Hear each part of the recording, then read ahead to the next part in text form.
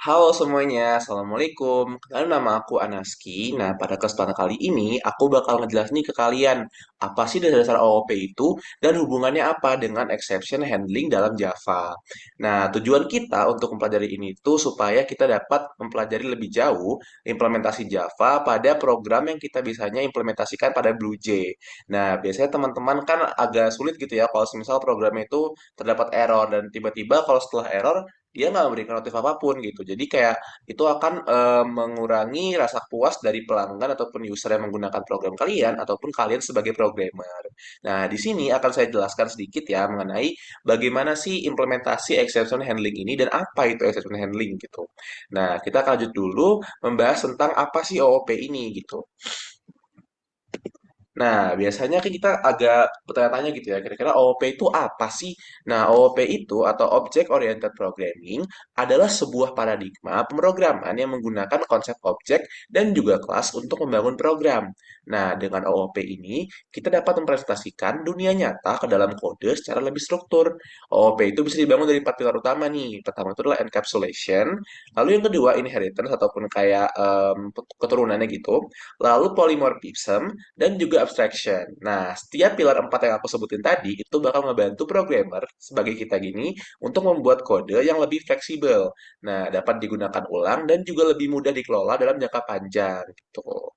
Nah, lanjutnya, kira-kira tujuan OOP ini apa sih, guys? Nah, tujuan OOP itu adalah untuk menyusun program menjadi bagian-bagian kecil yang dapat lebih mudah diatur gitu. Jadi mempergampang dari kita sebagai programmer untuk menyusun codingan ataupun mempersiapkan setiap notif yang dibutuhkan dari program yang dapat dijalankan gitu.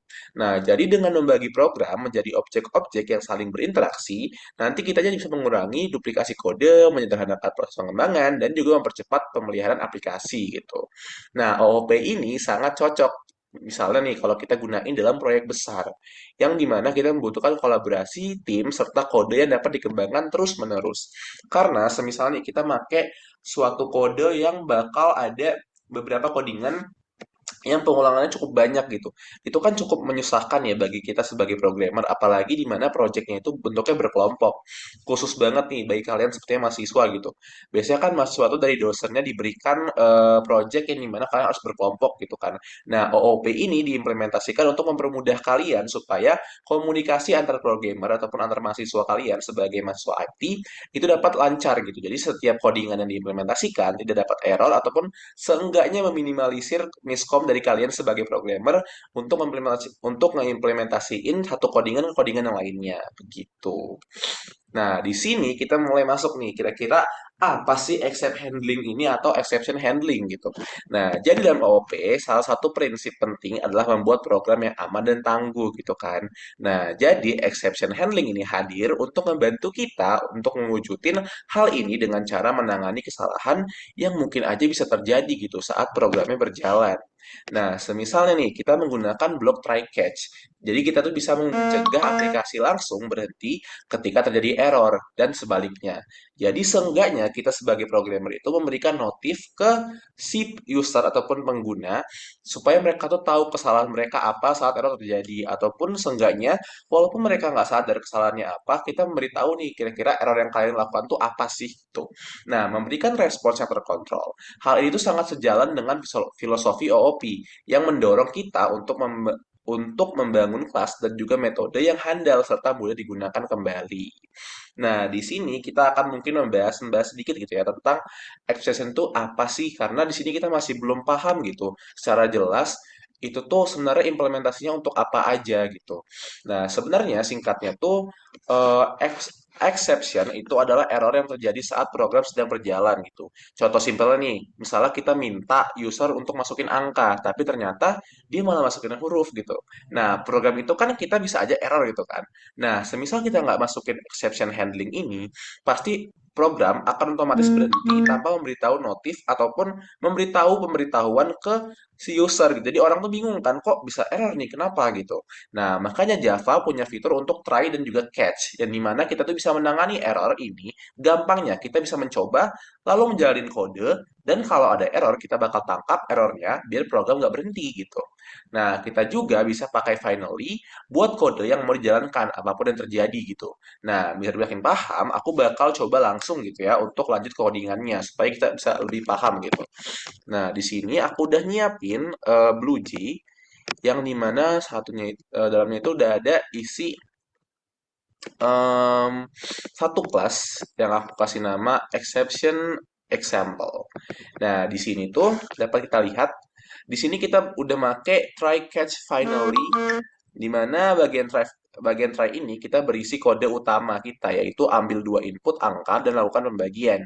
Nah, kalau user nanti masukin 0, Java nanti akan lempar error arithmetic exception dan akan ditangani oleh catch yang pertama. Ini mana dia bakal masukin, oops, tidak bisa membagi dengan 0. Nah, terakhir dengan finally, maksud saya pertama kita ngebahasin dulu, kalau inputnya bukan angka, nanti akan ditangani oleh catch kedua, yaitu exception. Lalu terakhir baru kita bahas soal yang finally-nya. Bagian finally ini nanti akan langsung jalan terus meskipun ada error. Biasanya dipakai untuk menutup resource seperti scanner gitu. Jadi kalau misal dijalankan, nanti codingannya itu bisa dicoba, misalnya nanti kita bakal input 10 dari 0 ya. Nah, kita bakal coba, ini udah di-compile. Nah, di sini udah ada autornya juga, bisa kalian tambahin. Kalau misalnya kalian udah ngebuat kode, akan lebih baik misalnya kalian masukin autornya gitu. Jadi kalian, ataupun orang yang ngecek codingan kalian tahu siapa yang ngebuat codingan ini gitu. Nah, di sini akan aku coba running dulu. Kita pencet void main, lalu kita pencet OK. Nah, di sini aku nyoba beberapa ya, dimana kita akan nyoba juga error-errornya. Nah, kita mungkin bakal nyoba lagi gitu. Kita bakal nyoba 7 angka pertamanya. Lalu tadi kan dikasih tahu ya kalau misalnya pembagian itu nggak bisa pakai angka 0 gitu. Jadi kita coba aja ngetes gitu. Kira-kira exception handling itu dari mereka gimana programnya. Nah, dapat dilihat nih kalau semisalnya program itu nggak bisa untuk menerima nol, tapi dikasih tahu gitu kalau misalnya ada errornya gitu. Jadi kita sebagai pengguna ataupun programmer paham kira-kira apa errornya gitu. Nah, di sini setelah dia udah memberikan catch-nya atau kayak sebagai keterangannya itulah ups tidak bisa membagi dengan nol. Nanti programnya selesai dijalankan, tapi selesai dijalankan dengan kondisi si program ini memberitahukan errornya tuh apa gitu.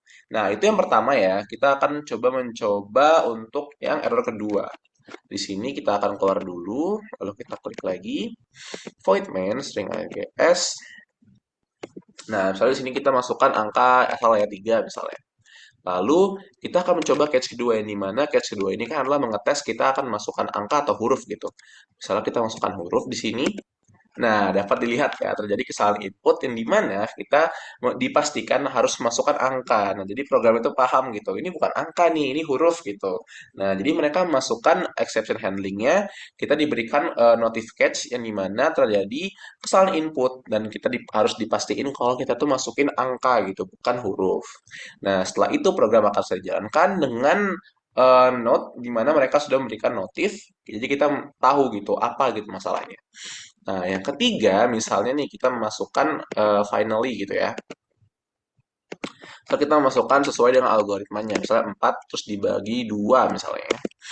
Nah, hasil pembagian akan muncul nih. Hasilnya adalah 2, di mana nanti setelah hasilnya muncul, program akan selesai dijalankan. Jadi nggak ada notif dari catch yang lain. Jadi ini akan mempermudah kita sebagai programmer untuk lebih tahu gitu. Nah, misalnya nih, jadi tadi kita tuh udah belajar gitu ya, gimana exception handling ini bikin program kita lebih aman dan handal gitu. Nah, ingat, jadi try catch ini tuh wajib kita kuasai kalau misalnya kita mau bikin program yang ramah pengguna gitu. Jadi, kalian sebagai programmer penting banget nih untuk mengetahui fitur-fitur ataupun kayak fungsi dari try catch ini. Karena walaupun kalian masih mahasiswa, kalian harus paham banget tentang codingan-codingan yang mungkin di luar dari materi yang kalian pelajari di kampus gitu. Karena sangat banyak sekali hal-hal yang keluar di luar materi yang kalian pelajari gitu. Dan sayang banget kalau misalnya kalian udah punya internet, udah punya laptop, tapi nggak kalian manfaatin untuk mempelajari hal itu.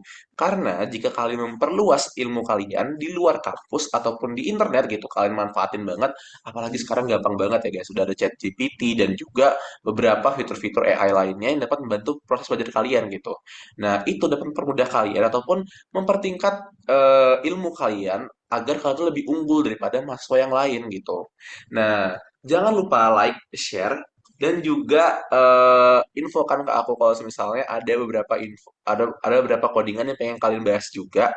Dan jangan lupa untuk subscribe ke YouTube aku juga dan share ke teman kamu juga yang lagi belajar coding dan tentu aja jangan lupa sekali lagi subscribe dan nggak ketinggalan video belajar lainnya.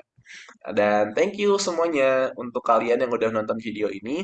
Maaf banget kalau misalnya masih kurang banget untuk pembawaannya. See you di next video ya guys. Bye bye.